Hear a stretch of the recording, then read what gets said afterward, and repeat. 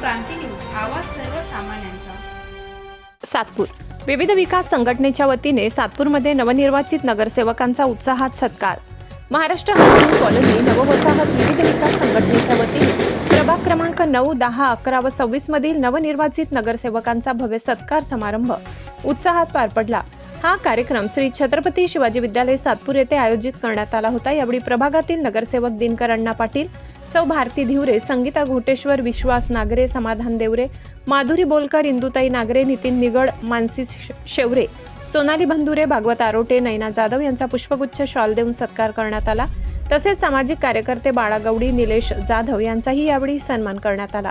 कार्यक्रमाला विविध विकास संघटनेचे चिटणीस रामनाथ शिंदे, अध्यक्ष बाळासाहेब ढिकले, उपाध्यक्ष बाळासाहेब गामने, नानावाणी, बन्सीलाल रायते, कैलास देशमाने, नारायण पवार, पंढरीनाथ गडाख आदी संस्था चालक उपस्थित होते.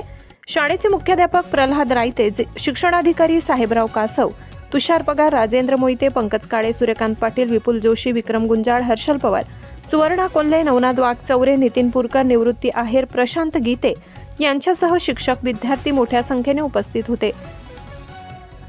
या प्रसंगी दिनकर पाटील, समाधान देवरे यांनी मनोगत व्यक्त करत संघटनेचे आभार मानले.